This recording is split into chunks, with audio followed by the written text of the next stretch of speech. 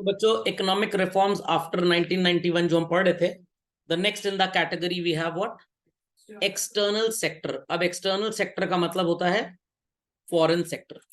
सो हमारी कंट्री में चिल्ड्रन कानून है foreign exchange regulation act and foreign exchange management act. अब रेगुलेशन पुराना है, मैनेजमेंट नया है, या मैनेजमेंट नया है रेगुलेशन पुराना था, ये गूगल करके चेक कर लीजिएगा। As per this law it is decided कि आप कितने रुपए का एक्सपोर्ट और कितने रुपए का इंपोर्ट कर सकते हैं। कोई फॉरेन पार्टनर अगर इंडिया में पैसे लाना चाहता है तो वो कितना कंट्रीब्यूशन कर सकता है, और इस इनपुट ऑफ मनी को हम बोलते हैं एफडीआई। क्या बोलते हैं? Foreign direct investment. तो फॉर एग्जांपल गवर्नमेंट अगर बोले कि particular X sector of business में, either it be insurance sector और it be automobile, 75% FDI is permitted. तो इसका मतलब क्या है कि अगर एक particular corporate let's say 1000 crore रुपए का इन्वेस्टमेंट करना चाहता है तो वो 750 करोड़ अपने फॉरेन पार्टनर से ले सकता है, इससे ज्यादा नहीं ले सकता। इफ गवर्नमेंट सेज कि भाई टेलीकॉम सेक्टर में 100% FDI is allowed, I repeat 100% FDI is allowed, तो कोई भी फॉरेन कंपनी इंडिया में अपना पूरा पैसा लगा के बिजनेस कर सकती है। इट इज नॉट नेसेसरी कि वो किसी के साथ कोलैबोरेट या पार्टनरशिप करे। Fundamental is understood. All these are combined under what is called as external sector reforms. तो 1991 में चिल्ड्रन सो कॉल्ड रुपी का बहुत भयंकर डीवैल्यूएशन हो गया। अब डीवैल्यूएशन क्या होता है?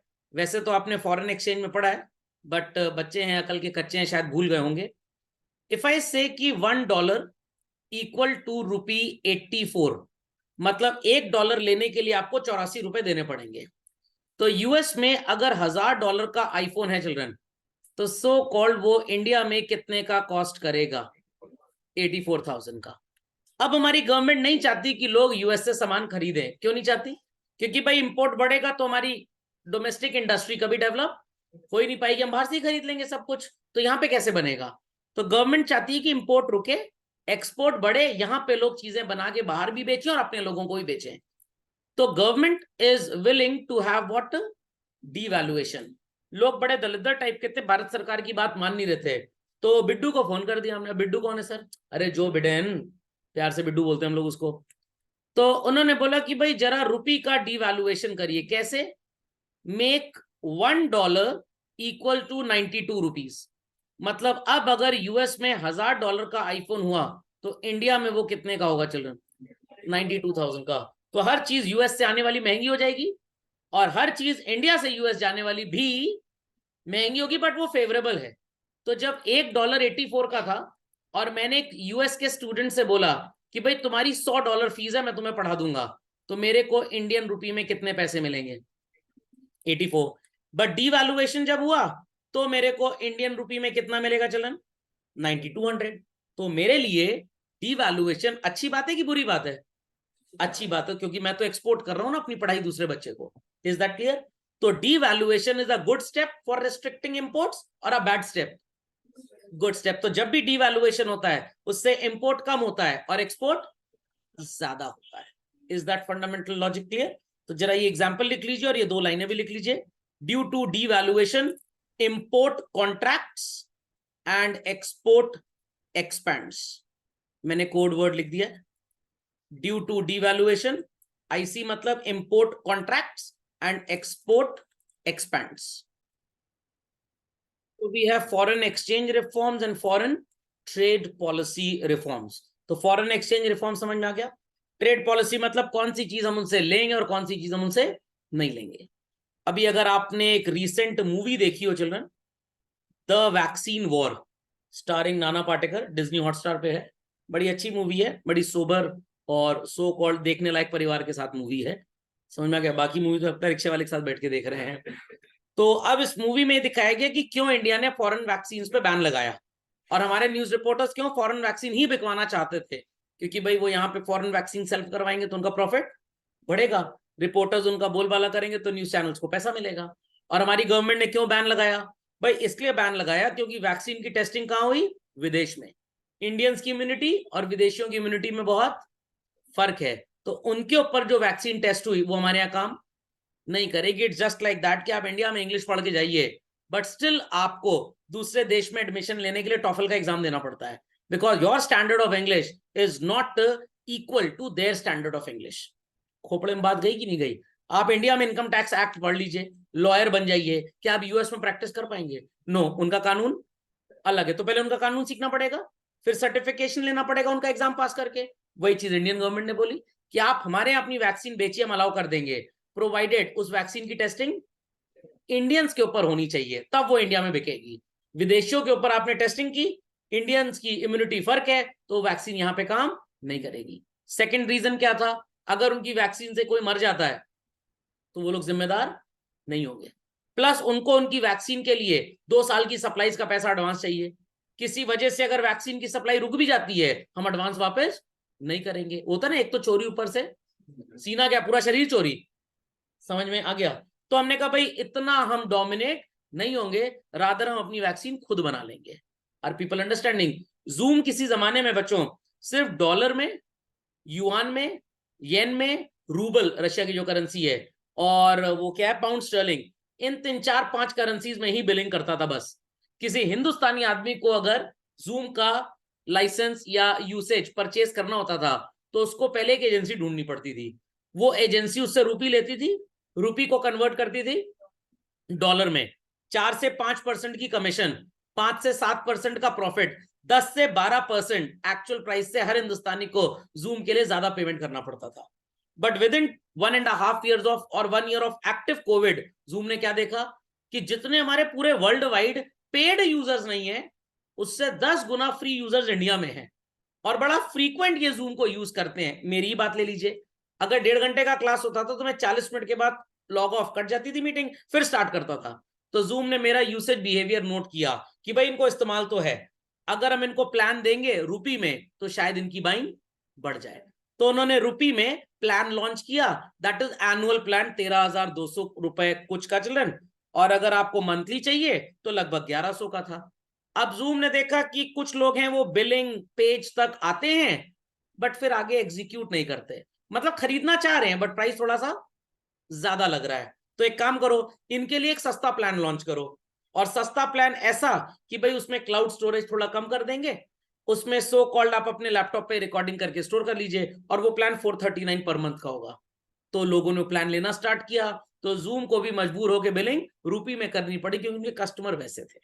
नहीं समझ में आई बात? यही चीज वैक्सीनेशन में इंडियन गवर्नमेंट चाह रही थी, तो हमने उनकी वैक्सीन को अप्रूवल नहीं दिया, WHO ने हमारी कोवैक्सीन को अप्रूवल नहीं दिया, बट बाद में हालत खराब हुई, फाइजर एंड ऑल यूएस में लोग लगवा के ही मर रहे थे, तो सोचा गया इसी को ट्राई कर लो। और चाइनीज वाली तो पता ही है, इकलौता उनका सामान है जो बढ़िया चला, कोरोना वायरस, नहीं तो ज्यादा कोई चाइनीज चीज चलती नहीं। कहते ना चले तो शाम तक वरना चांद तक, तुक्के में कितना भी चल जाए, ये एक इकलौती ऐसी चीज है थोड़ी लंबी चल गई, नहीं तो चाइनीज सामान जल्दी चलता रही है। समझ में आई बात कि नहीं आई? तो ये होते हैं फॉरेन ट्रेड पॉलिसी रिफॉर्म्स। समझ में आया? चलिए, तो 1991 में एक्सचेंज वैल्यू को इस तरह से डीवैल्यू किया गया ताकि हमारी कंट्री में इंपोर्ट्स बहुत ही ज्यादा क्या हो जाएं, कमजोर, और एक्सपोर्ट्स बहुत ही ज्यादा बढ़ जाएं। People understood this? Foreign exchange policy समझ आ गई? फॉरेन ट्रेड पॉलिसी क्या थी? टैरिफ रेस्ट्रिक्शंस, मतलब इंपोर्ट ड्यूटी बहुत ज्यादा लगा दी गई, एक्सपोर्ट ड्यूटी बहुत ज्यादा लगा दी गई। तो यहां तो सामान सस्ता बनता था, बट एक्सपोर्ट ड्यूटी इतनी ज्यादा थी कि हमारा जो बाइंग नेशन था वो हमसे सामान खरीद नहीं पाता था, और चाइना उसको सस्ते में सप्लाई कर देता था। तो इट वॉज थॉट कि अगर हमने 1000 करोड़ रुपए का सामान या डॉलर का सामान एक्सपोर्ट करने की कोशिश भी की, हमारी गवर्नमेंट लगाती है 40% की एक्सपोर्ट ड्यूटी, चाइना लगाता है 5% की एक्सपोर्ट ड्यूटी। तो यूएस रशिया के लिए कहां से सामान खरीदना सस्ता होगा? चाइना से, वो उनसे खरीदेंगे। हमारी गवर्नमेंट ने कहा हम 2% एक्सपोर्ट ड्यूटी लगाएंगे। कितनी? 2%। तो हमारा सामान सस्ता होगा, तो बायर हमें मिल जाएंगे। Is that clear? Days were there जब हमने कभी अपनी मिलिट्री पावर, अपनी स्ट्रेंथ किसी को दिखाई ही नहीं, तो हमको हमेशा अपनी फॉरेन बाइंग किस करेंसी में करनी पड़ती थी चिल्ड्रन? डॉलर में। बट प्रेजेंट गवर्नमेंट थोड़ी चुलबुल पांडे टाइप है, थोड़ा ज्यादा दमखम रखती है। काफी स्टोरीज मैंने आपको अभिनंदन वाली स्टोरी बताई थी एंड ऑल दैट, उस पुराने वीडियोस देख लीजिएगा, मिल जाएगा, नहीं तो किसी दिन कहेंगे तो फिर से बता दूंगा। तो अब बच्चों, रशिया से जो ऑयल इंडिया में आता है that is exchange in terms of rupee. Gulf country में आप जितना भी शॉपिंग अब करते हैं, सऊदी अरेबिया छूटा था इस साल अप्रैल में से, उनके साथ भी एमओयू साइन हो गया है।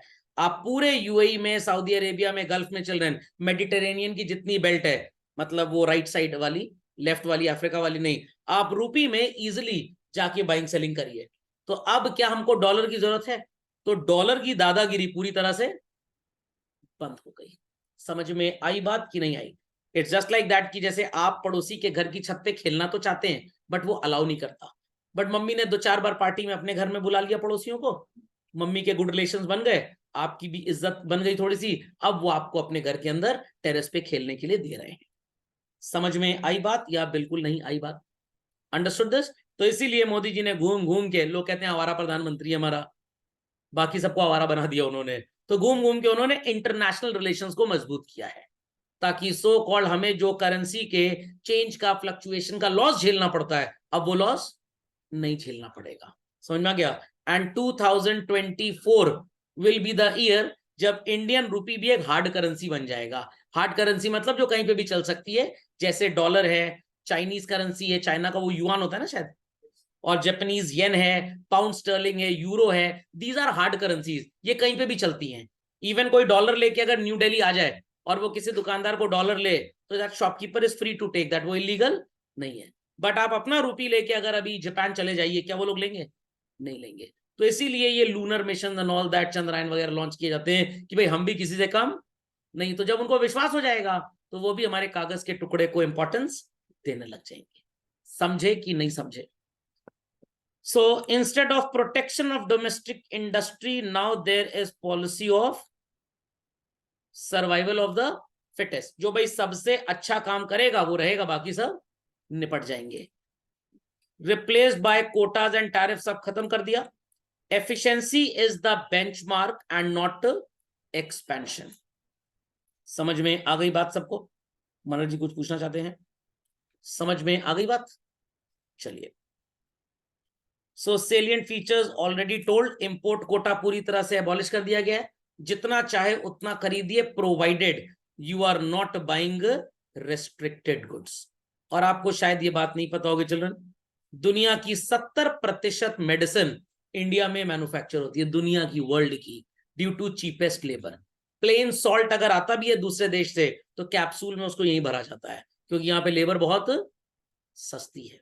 Got it clear? Import licence कुछ नॉन फ्रेंडली गुड्स के लिए अबॉलिश नहीं किया गया, वो कंटिन्यूड है, बट बाकी के लिए it has been abolished. Got it clear? Reduction of import duty, एक जमाना था जब मोबाइल फोन्स वगैरह पे चल रहे हैं 175% की इंपोर्ट ड्यूटी थी, and now it has been reduce to 22% और 18% का जीएसटी। इसीलिए हमारे एप्पल का आईफोन इंडिया में 40% विदेशी मॉडल से महंगा है। आने वाले टाइम में जब full fledged production high and models का इंडिया में स्टार्ट हो जाएगा तो वो भी यहाँ पे सस्ते हो जाएंगे। मारुति की एक कार आती है जिम्नी, मैंने एग्जांपल दिया था लास्ट लेक्चर में, वो इंडिया से बना के जापान एक्सपोर्ट की जाती है। खोपड़े में बात गई कि नहीं गई?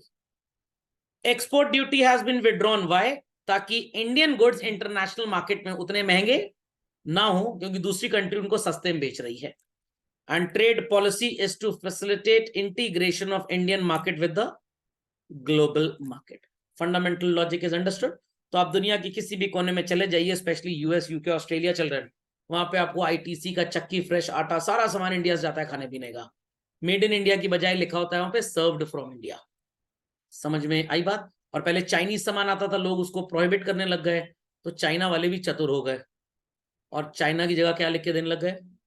Made in PLC. पीएलसी का मतलब पता है? नहीं, पीएलसी नहीं, सॉरी, आरपीसी शायद है, रिपब्लिक ऑफ चाइना या ऐसे ही कुछ है। पीएलसी तो उनकी आर्मी का नाम है, तो ये चाइना वर्ड हटा के उन्होंने ये दे दिया है। ओके।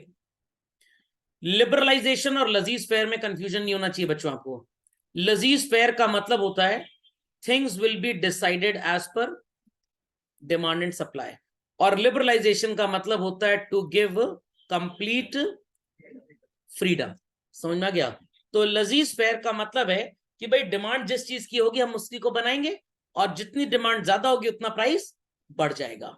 बट लिबरलाइजेशन का मतलब होता है कि कॉर्पोरेट सेक्टर को, प्रोडक्शन सेक्टर को ज्यादा से ज्यादा बेनिफिट देना।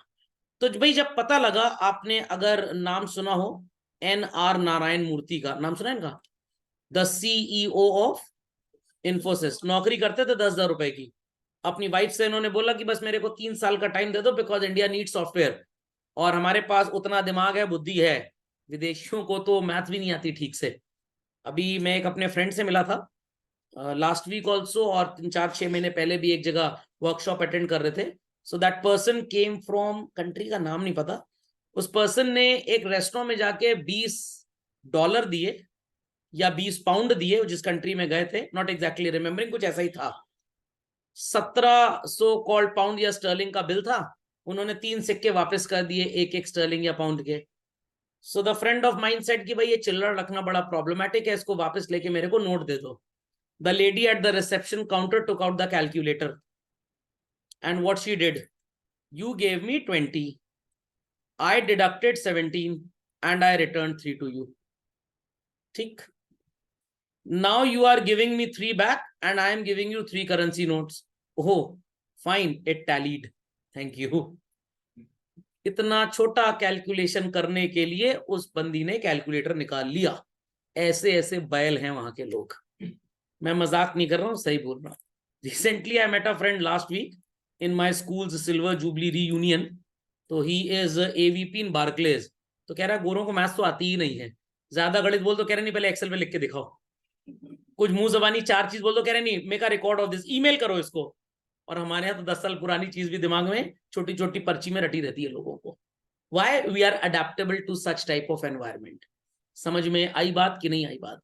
तो यहाँ पे जरूरत है सॉफ्टवेयर की। मिस्टर NR नारायण मूर्ति जी ने अपनी वाइफ को बोला, और उसके बाद गवर्नमेंट से थोड़ा सा सपोर्ट मांगा कि भाई दूसरी कंट्रीज बड़े सस्ते में इसको बना लेती हैं, तो हमें भी सपोर्ट चाहिए। गवर्नमेंट ने कहा ठीक है, नो प्रॉब्लम, 1999 से लेकर 2009 तक का हम आपको 10 साल का टैक्स हॉलिडे देते हैं, आपके प्रॉफिट पे हम 0 टैक्स लेंगे। This is actually called as what children? Liberalisation. ये सबको दिया गया, ऐसा नहीं कि सिर्फ इन्फोसिस को दिया गया, हर सॉफ्टवेयर कंपनी को दिया गया।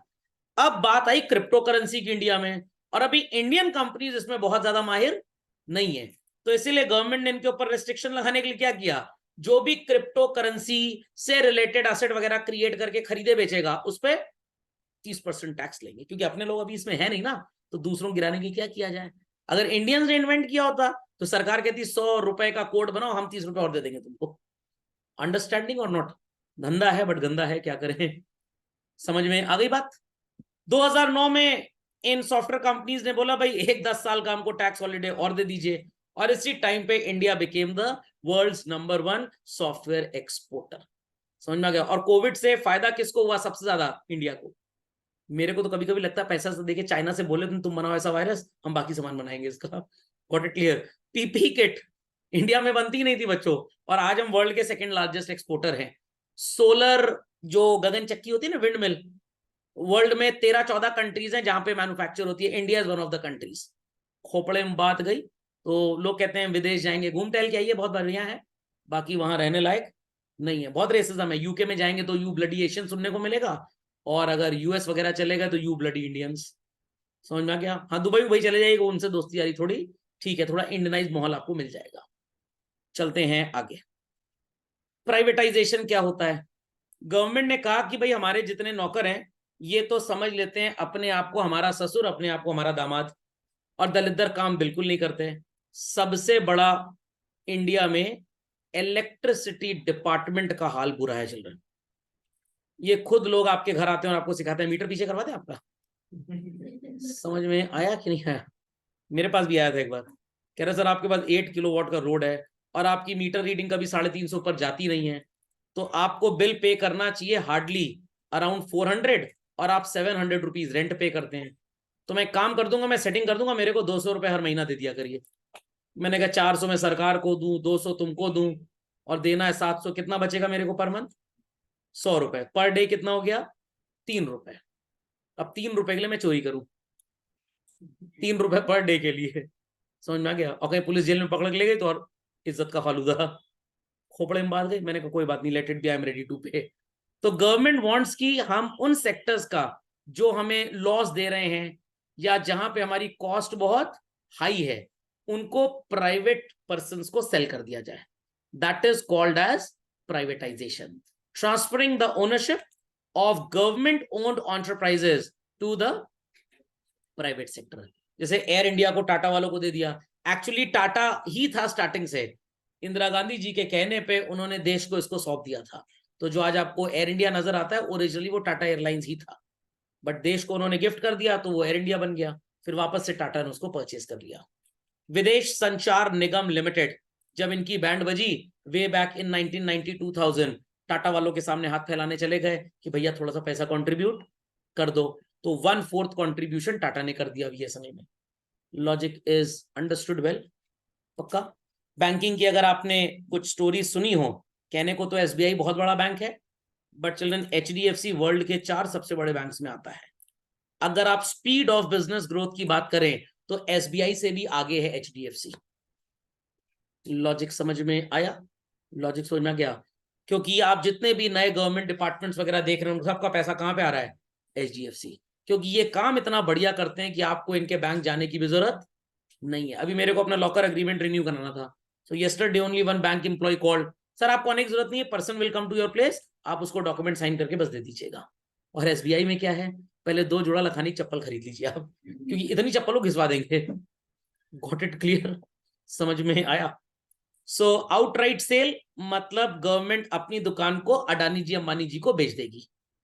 एंड दूसरी चीज इसी का कंट्रोल्ड पॉइंट है, रिलेटेड है, ओनरशिप जो गवर्नमेंट की थी अब वो किसकी होगी?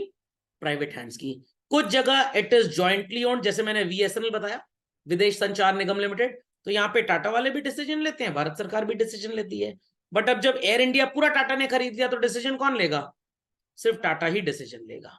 Is that clear? तो it could be full control और it could be partial control. समझ में आ गया? झटपट बच्चों डेफिनेशन कॉपी कर लीजिए. Outright sale, full control, withdrawal of ownership, joint operation, partial control. इतना लिख दें. चलिए प्रोसीड फर्दर. चलिए, डिसइन्वेस्टमेंट शब्द जब भी यूज होता है बच्चों, प्राइवेटाइजेशन के साथ ही यूज होता है. इंडिया को जरूरत थी सस्ती गाड़ियों की. हमारी कंट्री में मिस्टर संजय गांधी जी थे, इंदिरा गांधी जी के बेटे. एक राजीव गांधी जी थे, दूसरे ये थे. इन्होंने सपना देखा था कि भाई हर हिंदुस्तानी गाड़ी पे चले. तो central government at that time in the year 80s children, मतलब संजय गांधी जी की डेथ तो पहले हो चुकी थी, पुराना सपना था इनका. सेंट्रल गवर्नमेंट ने सुजुकी मोटर्स जापान के साथ टाई अप किया और 1982 के आसपास मारुति उद्योग लिमिटेड की नींव रखी गई. स्टार्टिंग में जो कार्स आती थी they were CBUs, that is completely built unit. आज भी आपको ऐसी मारुति 800 इंडिया में नजर आ जाएंगी जिसमें डिक्की में सिर्फ शीशा खुलता है, पूरी डिक्की नहीं खुला करती थी. That was the first car in India, first car in India जिसमें फ्लोर गियर होता था और कार में एसी होता था. नहीं तो 82 के पहले एम्बेसडर और फिएट गाड़ी इंडिया में चलती थी. एसी बस लोगों ने सुना था, कार के अंदर होता नहीं था, एक छोटा सा पंखा लगा होता था. What it clear? और 2 सीट अलग अलग आगे, ऐसी गाड़ी लोगों ने पहली बार देखी थी. देयर आफ्टर जब इंडिया में इनको सेल वगैरह मिलने लग गई बच्चों, तो 1984 और 83-84 यू कैन से, इंडिया में इस कार का प्रोडक्शन स्टार्ट हुआ. 96% of the parts were imported from Japan. 96%. और आज 1990 के आसपास इस गाड़ी में लगभग 98% of the parts were indigenous, India में ही बनाए जाते थे. समझ में आ गई बात? और यहां से गाड़ियां एक्सपोर्ट भी होती थी. अब गवर्नमेंट को नजर आ गया कि भाई अब हमें यहाँ पे अपना पैसा लगाने की जरूरत नहीं है, तो गवर्नमेंट ने इस कंपनी का नाम मारुति उद्योग लिमिटेड से खत्म करके क्या रख दिया? Maruti Suzuki India limited. For example, government से must have invested 100 crore rupees. Logic समझ में गया? प्रॉफिट वगैरह जोड़ जाड़ के ये पैसा मान लेते हैं 2500 करोड़ हो गया 1990 में. गवर्नमेंट ने 10-10 रुपए के 250 crore number of shares create किए और आपके और हमारे जैसे लोगों ने इन शेयर्स को खरीद लिया. सो गवर्नमेंट ने अपना पैसा निकाल के आपका पैसा लगवा दिया. Because government has taken out its money, तो it is disinvestment. Now Maruti Suzuki India limited का जो बोर्ड ऑफ डायरेक्टर्स हैं वो इस कंपनी को मैनेज करते हैं और हम आप शेयर होल्डर्स की मीटिंग में वहां जाते हैं। Got it clear? This is disinvestment as well as privatisation. तो ये दोनों शब्द एकदम साथ साथ आते हैं, जैसे सीताराम राधे श्याम, वैसे ही डिसइन्वेस्टमेंट एंड प्राइवेटाइजेशन है। समझ में आ गया? तो बिना डिसइन्वेस्टमेंट के प्राइवेटाइजेशन होगा नहीं, और डिसइन्वेस्टमेंट जैसे ही हुआ ऑब्वियसली बात है it leads to privatisation.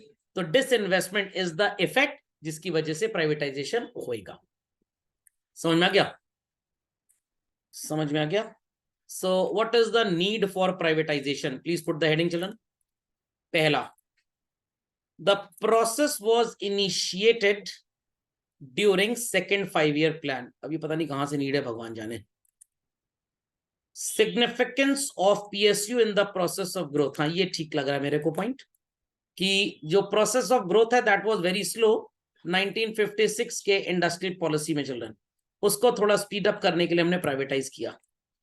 And 1951 to 1990 में इंडिया के मेजॉरिटी पीएसयूज प्राइवेटाइज हो गए, बट जो गवर्नमेंट को बहुत पैसा बढ़िया कमा के दे जा रहे थे, गवर्नमेंट ने उन्हें प्राइवेटाइज नहीं किया।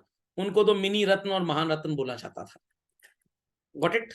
तो सबसे पहला पॉइंट लिख लीजिए, initiated during second 5 year plan, and second is to signify a better process of growth, and third diversity. I repeat children, third is diversity. Fourth point, shifting from agriculture to industry. पहले काफी लोग India में agricultural activities पे ही निर्भर थे, dependent थे। Government wanted कि भाई इनको थोड़ी सी अर्निंग्स बढ़ाई जाए, और वो तभी होगा जब इंडस्ट्रियलाइजेशन होगा, क्योंकि गेहूं कोई 500 रुपए किलो नहीं खरीदेगा, बट पॉलिश्ड हीरा 10 रुपए का 1 लाख में बिक सकता है। अपडेट फास्ट चलो। चलिए point number 5, social dead weight. Public sector industries ये सोशल लाइबिलिटी बन गई थी गवर्नमेंट के लिए due to their huge losses. The next problem was leakage, pilferage, inefficiency and corruption. अब ये मत सोचिएगा तेल की दुकान थी कोई। लीकेज मतलब जो फंड्स आते थे जिस पर्पस के लिए, they were not used for that purpose, rather वो benefit to the employees and top notch ministers को ही मिलते थे। सो 1991 में गवर्नमेंट ने डिसाइड किया कि अपनी हिस्सेदारी, दैट इज अपना कैपिटल, प्राइवेट सेक्टर्स को बेच दिया जाए, so that they become highly efficient. But जो एफिशिएंट वंस थे गवर्नमेंट के पास, जिनको नवरत्न वगैरह बोलते थे, इनका गवर्नमेंट ने आज तक प्राइवेटाइजेशन नहीं किया। आपने बच्चों बीएसएनएल का नाम सुना है? इसको प्राइवेटाइज इसीलिए नहीं किया गया बिकॉज अगर ये प्राइवेटाइज हो गया तो जो लोगों की कॉल्स होती हैं उसको टैप करना बहुत आसान हो जाएगा। इसीलिए गवर्नमेंट नहीं चाहती कि हमारा बीएसएनएल प्राइवेटाइज हो। समझ में आ गया? कुछ secrecy in conversation among government employees government के पास ही होनी चाहिए। Did government privatise railway track and ticketing operations children? No, क्योंकि उनको पता है कि इसमें बहुत कमाई है। उन्होंने सिर्फ किसको प्राइवेटाइज किया? प्राइवेट ट्रेन अलग से लॉन्च कर दी हैं, बट अपना रेलवे का जो टिकटिंग है उसको प्राइवेटाइज नहीं किया। अब कुछ बच्चे कहेंगे सर आईआरसीटीसी का तो पब्लिक कंपनी बन गया है। बिल्कुल, बट इसमें मेजॉरिटी होल्डिंग आज भी गवर्नमेंट की है। समझ में आ गया? पब्लिक का कोई 90% पैसा थोड़ा लगा इसके अंदर। एलआईसी धीरे धीरे बेच रहे हैं, पूरी तरह से बेचा नहीं है। समझ में आ गया? क्योंकि मैक्सिमम नेताओं की पॉलिसीज एलआईसी से हुई है, गवर्नमेंट वाली। कल को नेता मरेगा तो एलआईसी वाले से पैसा निकलवाना आसान है, एचडीएफसी वाले दुनिया भर का नाटक करेंगे, क्लॉज लगाएंगे।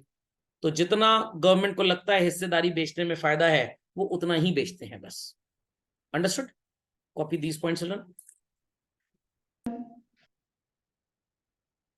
Navratnas, Indian oil corporation, Bharat petroleum, ONGC, steel authority of India, Bharat heavy electricals limited, Indian petrochemicals corporation limited, इसमें रिलायंस की भी हिस्सेदारी है, VSNL, Tata is a partner, national thermal power corporation and Hindustan petroleum. इन सबको नवरत्न का स्टेटस मिला हुआ है। ये गवर्नमेंट की प्रॉफिटेबल दुकानें हैं, इसको गवर्नमेंट कभी भी किसी को नहीं बेचेगी, और इसको नेता लोग बिकने भी नहीं देंगे, क्योंकि नेताजी का घर का बिल है, एनटीपीसी का कनेक्शन है, तो सो कॉल्ड वो तो कुछ दिन के लिए रिलैक्सेशन दे देंगे। क्या Reliance power, Tata energy relaxation देंगे? वहां तो अगर आपकी 12 बजे आज बिल की ड्यू डेट है, आपने नहीं पे किया, 12 बज के 1 मिनट बत्ती गुल हो जाएगी।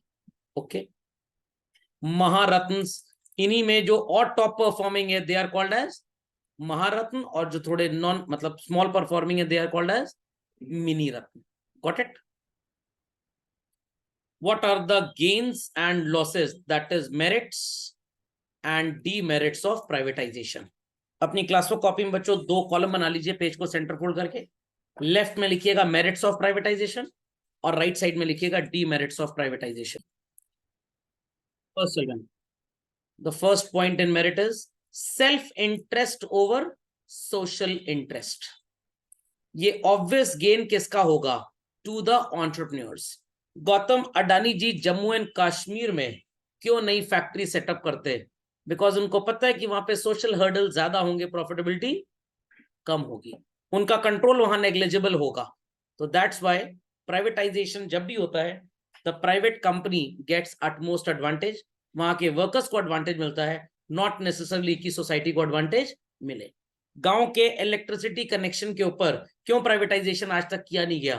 बिकॉज गवर्नमेंट को पता है कि प्राइवेट सेक्टर इनको सस्ती इलेक्ट्रिसिटी नहीं दे पाएगा और हमको वोट इन्हीं से मिलता है, तो वो गवर्नमेंट हमेशा अपने हैंड्स में ही रखेगी। What it? Second children, competitive environment, domestic as well as international. तो जब प्राइवेटाइजेशन होता है तो जो एनवायरमेंट मिलता है काम करने का, जो फैसिलिटीज मिलती हैं, दे आर अटमोस्ट मॉडर्न। आपने दिल्ली के टर्मिनल 3 एयरपोर्ट को कभी विजिट किया हो चिल्ड्रन? वहां जाने के बाद शायद आपको लगेगा ही नहीं कि आप न्यू दिल्ली में हैं। Why is it so? Because भाई इंटरनेशनल फ्लाइट्स वहीं पे सबसे ज्यादा आती हैं, और इसीलिए उसके operations so called corporates like Reliance, Adani, इन सब बिजनेसमैन को दिए जाते हैं। एल&टी ग्रुप जो है, Larsen and Toubro, Aditya Birla group, और ये गवर्नमेंट इसीलिए अपने PWD पब्लिक वर्क्स डिपार्टमेंट को नहीं देती। समझ में आ गई बात? Third point, promotes diversification of production. खोपड़े में बात गई। रेस्टोरेंट आपको शहर में तो मिल जाएंगे, गवर्नमेंट ने अगर सोचा कि भाई हमको एयरपोर्ट मेंटेन करना है, तो भाई एयरपोर्ट का क्या काम है? जो फ्लाइट्स आएंगी लोग वहीं से कैचअप करेंगे, वहीं पे डीबोर्ड करेंगे, और तो कोई काम है नहीं। बट जब इसका ऑपरेशन प्राइवेट सेक्टर को दे दिया जाता है, तो वहां पे मैक्स फैशन का, टाटा क्रोमा का एक स्टोर खोल दिया जाता है। जैसे मैं प्रयागराज एयरपोर्ट की बात करूं children, it is also managed by private agencies. Toy port ने आपकी यहाँ पे खिलौने की दुकान है, it is owned by one of my friends only. तो आई आस्क्ड हिम कि वहां प्रॉफिट कितना होता है? कह रहा भाई कोई प्रॉफिट नहीं होता, सिर्फ ब्रांडिंग के लिए, पंप एंड शो के लिए, कि those who are coming for the first time in the city, they see to it कि अच्छी खिलौने की दुकान है, या तो वहां से खरीद लें, नहीं तो शहर में 2 आउटलेट्स और हैं, वहां जाके खरीद लें। जिनके बच्चे जिद करेंगे एटलीस्ट वो हो जाएगा, वो परचेज कर लेंगे। तो वो बिजनेस के लिए नहीं है, it is only for branding. समझ में आ गया? क्या कोई स्पेशली एयरपोर्ट में जाके कॉफी पिएगा? नो। बट टाटा वाले क्यों अपनी जॉर्जिया कॉफी की मशीन वहां पे लगाते हैं, और टर्मिनल 3 में डेली सैकड़ों करोड़ की सेल है, क्योंकि पता है इंसान फ्लाइट के लिए वेट कर रहा है, वो 5 रुपए की चाय भी पी सकता है। बट क्या हम मुन्ना चाय वाले को केतली लेके अंदर टहलने देंगे? नो, क्योंकि मुन्ना चाय वाला चाय कितने की बेचेगा? 5 रुपए में, और गवर्नमेंट को टैक्स कितना देगा? 0। जॉर्जिया की कॉफी बिकेगी कम से कम 50 से 250 रुपए की, और ये गवर्नमेंट को 22% का टैक्स देंगे, इनकम टैक्स। 18% का, सॉरी 5% का GST अलग देंगे, और मुन्ना चाय वाला चाय भी बेच लेगा, सरकार को ठेंगा कुछ मिलेगा। इसीलिए इन लोगों को परमिशन नहीं दी जाती है। अंडरस्टैंडिंग? अंडरस्टैंडिंग? पक्का? मेरे को गवर्नमेंट परमिशन दे तो मैं एयरपोर्ट पे एक प्रॉब्लम सॉल्विंग काउंटर लगा लूं, इकोनॉमिक्स अकाउंट बिजनेस का, कि जिन बच्चों की फ्लाइट लेट है, उनका पढ़ाई अगर छूट रही है मान लो, तो वहां के प्रॉब्लम पूछ सकते हैं, ₹2 पर प्रॉब्लम, या ₹100 पर 5 मिनट्स ऑफ डिस्कशन। तो गवर्नमेंट मेरे से मेरी कमाई पे टैक्स लेगी कि नहीं? ये सब तभी होगा जब प्राइवेटाइजेशन होगा, क्योंकि प्राइवेट सेक्टर हमेशा प्रॉफिट के लिए सोचेगा, और गवर्नमेंट बस चल रहा है तो चलने दो के लिए सोचेगी। समझे बात को? Next, privatisation promotes consumer sovereignty. Sovereignty मतलब चॉइस। अगर प्राइवेटाइजेशन ना होता तो मेरे को तो लगता है कि सब लोग खादी से ऊपर कुछ पहनते ही ना आज। प्राइवेटाइजेशन हो गया तो अलग टाइप ऑफ क्लोथिंग आपको मिलती है, different type of products are available, जिससे आपकी क्वालिटी ऑफ लाइफ, एक चीज और भी लिख दीजिए, burden on the maintenance of standard of living also increases. इतनी आपको आदतें पड़ जाती हैं ऐसी चीजों की खरीदने की कि आप उनके बगैर रह ही नहीं सकते। पूरे मोहल्ले में सबके यहाँ एलेक्सा है, आपके यहाँ है ही नहीं, तो आपको भी इंफीरियोरिटी कॉम्प्लेक्स होगा। सबके यहाँ महंगी गाड़ी है, आपके यहाँ थोड़ी सस्ती वाली थी। सबके यहाँ BMW है 1.5 करोड़ वाली, आपके यहाँ मर्सिडीज थी 1.25 करोड़ वाली, तो आपने उसे 25 लाख की एक और खरीद लेते हैं, हमारा भी 1.5 करोड़ हो जाएगा। Everybody in the apartment had 3 to 4 split air conditioners at their home. आपके यहाँ विंडो एसी लगा था, कॉम्प्लेक्स बिहेवियर में आपने भी वही लगवा लिया। ये है प्राइवेटाइजेशन के नुकसान। समझ में आया कि नहीं? सादा जीवन उच्च विचार, ये हो गया आज के जमाने में एकदम बेकार। ओके, चलिए लॉसेस चिल्ड्रन, मैं एक डेटा आपको देता हूं, बड़ा इंपॉर्टेंट डेटा चिल्ड्रन। 1947 से 1991 का आप ट्रैकिंग कर लीजिएगा, टोटल घोटाले देश में कितने हुए हैं। सब जोड़ जाड़ के बच्चों 500 करोड़ से ऊपर नहीं मिलेगा आपको, सब जोड़ लीजिए। 1991 से लेके लगभग 2012 तक के घोटाले जोड़ लीजिए, कोई भी एक घोटाला 5000 करोड़ से कम का नहीं था। तो it was not corporatisation, it was corruption basically. तो corporate sector breeded corruption. Road तो पहले भी हुआ करती थी, रोड आज भी है, थोड़ी सी रोड और चौड़ी कर दी, 200 रुपए टोल वसूल लिया। क्या इतने टोल की जरूरत है? पता नहीं कल को टोल कम होगा कि नहीं होगा। तो आज तो गवर्नमेंट के लिए 4 लेन हाईवे, अब इसको 6 लेन कर दो, 8 लेन कर दो, पता लगा हाईवे हाईवे रहेगा, लोग घर टूटी जाएंगे। तो रेस्ट्रिक्शन लगाइए, a family of 4 will be owing only 1 car. बड़े शहरों में पिताजी के पास अलग कार है, माताजी के पास अलग कार, बेटे के पास अलग कार, बेटी के पास अलग, नौकर को अलग ई रिक्शा खरीद के दे दिया गया है। समझ में आया? तो इससे क्या होगा? ट्रैफिक बढ़ेगा। दिल्ली में केजरीवाल अंकल ने सोचा कि भाई ट्रैफिक कम करें ताकि पोल्यूशन कम हो, ऑड नंबर वाली कारें चलेंगी एक दिन, लोग बड़े चतुर निकल गए, 2-2 कार खरीद लिए, एक का नंबर ऑड और एक का नंबर इवन। मेरा भारत महान, 100 में 99 चोर और बेईमान, आधा में और आधे आप ईमानदार बचे हैं बस। समझे कि नहीं समझे? तो डिसिप्लिन नहीं है देश में बेसिकली, इसीलिए प्राइवेट सेक्टर को फायदा मिलता है यहाँ पे। Free play of market forces से होता क्या है कि कुछ चीजों के प्राइसेस बहुत ही ज्यादा हाई हो जाते हैं। आज तक मेरे को तो समझ में ना आया कि एक्चुअली में 1 लाख रुपए के आईफोन का फायदा क्या होता है। बट अगेन प्राइवेट सेक्टर है भाई, हर बार नया फोन लॉन्च करते हैं, पुराना सस्ते में बेचने के लिए है। एवरी टाइम दे से this iPhone is better than the previous one, this is better than the previous one. समझ में आ गया? For the purpose of earning profit, ये लाइन आपको बताई नहीं जाती है। अंडरस्टैंडिंग?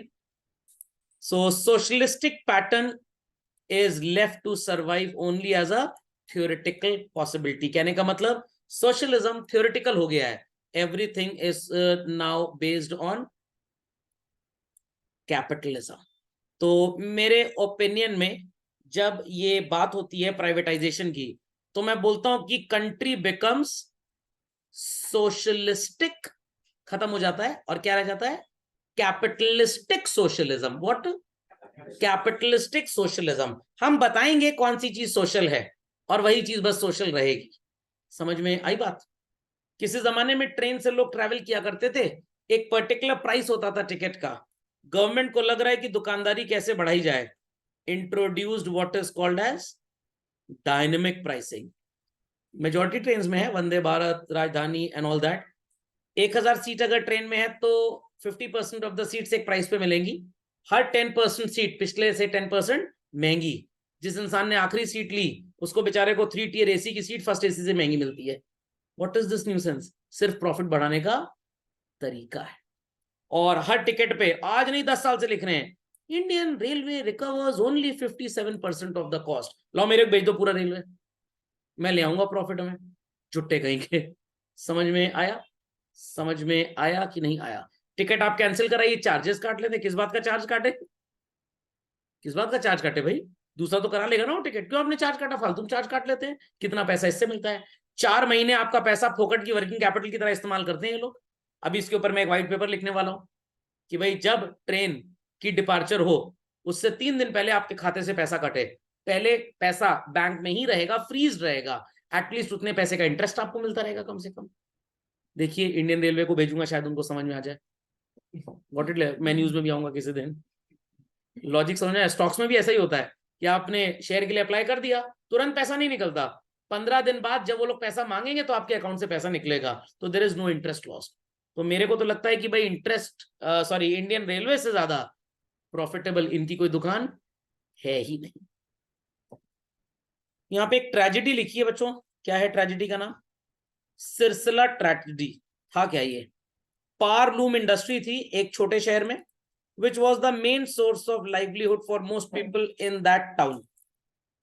पावर सप्लाई को यहां प्राइवेटाइज कर दिया, जिससे इलेक्ट्रिसिटी चार्जेस बढ़ गए, और जो क्लॉथ का प्रोडक्शन था वो बहुत कम हो गया, क्योंकि जब इलेक्ट्रिसिटी चार्जेस बढ़े तो इनके क्लॉथ की मैन्युफैक्चरिंग का कॉस्ट बढ़ गया। कंपनीज ने वेजेस काट दी लोगों की, और अल्टीमेटली 50 वर्कर्स ने एक ही साथ सुसाइड कर दिया।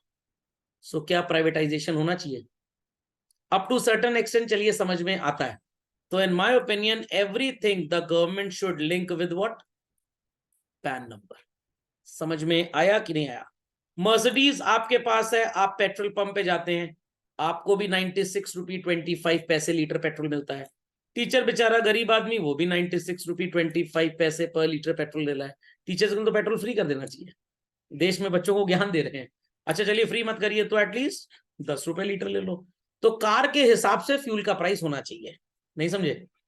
मर्सिडीज गाड़ी पे जो चल रहा है उसको 500 रुपए लीटर पेट्रोल बेचो, समझ में क्या? स्टूडेंट्स जो एक्टिवा से चल रहे हैं उनको 10,000 रुपए लीटर पेट्रोल बेचो। क्यों? ताकि वो रेस्ट्रिक्ट हो और वो इलेक्ट्रिक व्हीकल ही यूज करें, जिससे एक्सीडेंट कम होगा, मरेंगे कम, चोट चाट कम लगेगी उनको। समझ में आई कि नहीं आई बात? What it clear? टीचर्स अगर घर से जा रहे हैं अपने वर्क प्लेस पे पढ़ाने के लिए, फ्यूल फ्री रहेगा। वापस आ रहे हैं तो चलिए 10 रुपए लीटर। तो कुछ ऐसी ट्रैकिंग होनी चाहिए देश में। अब पता नहीं ऐसी ट्रैकिंग क्यों नहीं है, नहीं समझे? समझ में आ गया? ग्लोबलाइजेशन चल रहा है, देश का import substitution and export promotion.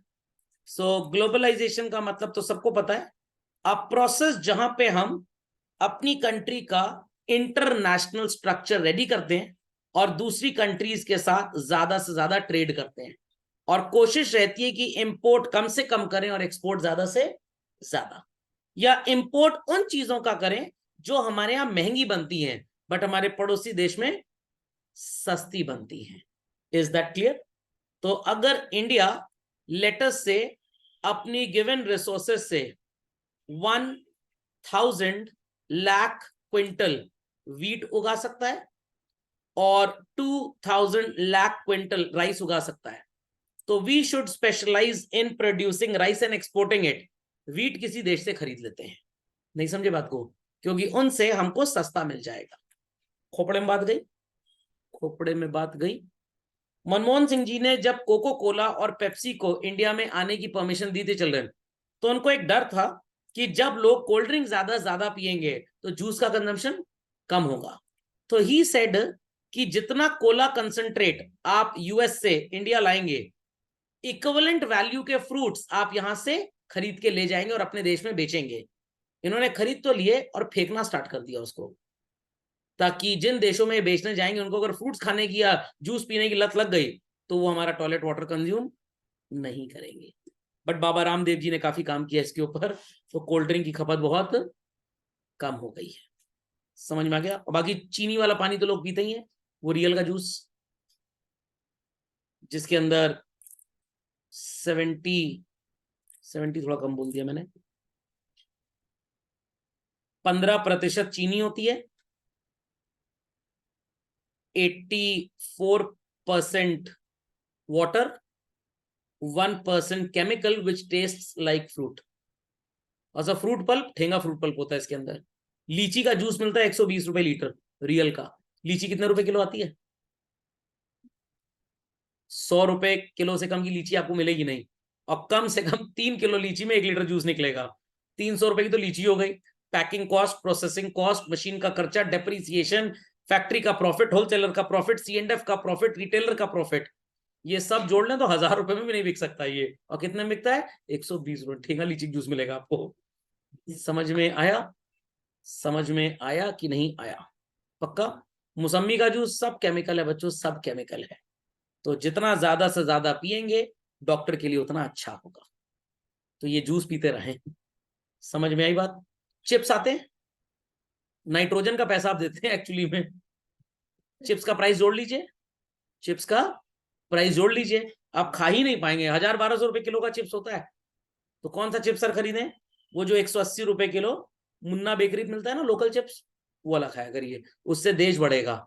और अगर लेस का चिप्स खाएंगे तो उससे यूएस बढ़ेगा, पेप्सिको का प्रॉफिट होगा। तो आई तो हार्डली बाय दीज थिंग्स, कभी कभी खरीद लेते हैं, मान लीजिए कहीं ना मिले, नहीं तो मैं तो लोकल सामान खरीदने में ज्यादा इंटरेस्टेड रहता हूँ। लोकल मतलब जो मोहल्ले की दुकान है उनको अपग्रेड करिए आप। और अगर आप लेस का चिप्स खाते हैं तो आप जॉनी गद्दार हैं, तो आप अपना नाम जॉनी गद्दार रख लीजिए। आप देश के गद्दार हैं, आप इंडिया के लिए टेररिस्ट हैं एक तरह से, इकोनॉमिक टेररिस्ट, फाइनेंशियल टेररिस्ट। समझे कि नहीं समझे? पक्का? चलिए, मैंने लैपटॉप भी खरीदा, उसमें पूछा भैया कहाँ का बना है, मेड इन चाइना तो नहीं लूंगा, बट फिर उसमें देखा लिखा था असेंबल्ड इन इंडिया, मैंने चलो ठीक है।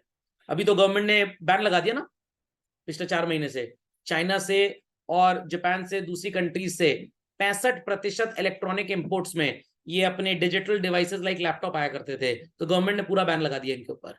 क्योंकि पहले यहाँ की फैक्ट्रीज ये बोलती थी कि भाई इंडिया में इसका प्रोडक्शन होना इम्पॉसिबल है, बट अब चिप मेकिंग को फ्री कर दिया गवर्नमेंट ने, उन पर टैक्स नहीं है कुछ भी। तो गवर्नमेंट सेज कि आप इंडिया में बनाइए और हम इम्पोर्ट आपको करने नहीं देंगे। तो पिछले 3 महीने से लैपटॉप इम्पोर्ट वगैरह सब बंद हो चुका है। खैर, समझ गए बच्चों बात?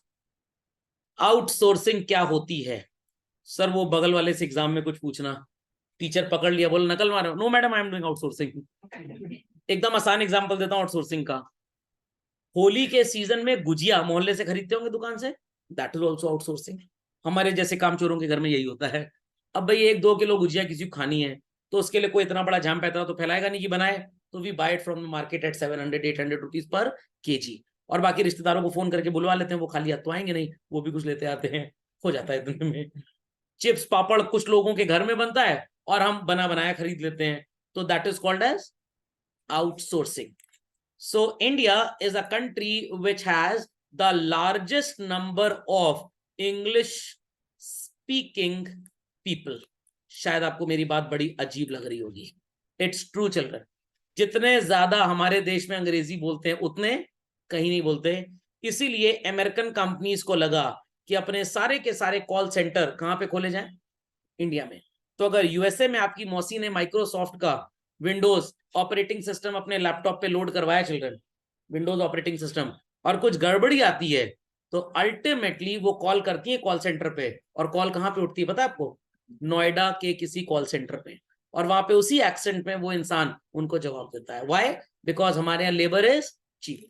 हमारे यहाँ 50,000 रुपए पर मंथ पे वो इंसान काम करने को तैयार हो जाएगा। बट यूएस में कॉल सेंटर एम्प्लॉय क्या बोलता है? I want a minimum of $2,000। $1 अगर 80 रुपए का है, तो माइक्रोसॉफ्ट को इंडियन करेंसी में कितना पैसा हर महीने देना पड़ेगा? 1,60,000। हमारे आदमी कितने में काम करेगा?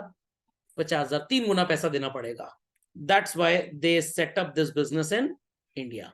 तो अपनी सर्विसेज को कहीं बाहर से लेना इज नोन एज आउटसोर्सिंग। तो अगर आपका स्कूल बहुत बड़ा है, उनको क्वेश्चन पेपर का फोटो स्टार्ट करना है, तो वो अपनी फोटोकॉपी मशीन खरीदेंगे। बट अगर छोटा स्कूल है, वो थोड़ा 10 लाख रुपए की फोटोकॉपी मशीन खरीद लेगा। They will have a talk with the vendor कि भाई सीक्रेसी पर्पसेस के लिए अपनी फोटोकॉपी मशीन हमारे स्कूल में ले आओ, 1 हफ्ते में जेरोक्स हो जाएगा, वापस ले जाना। It is known as what? Outsourcing.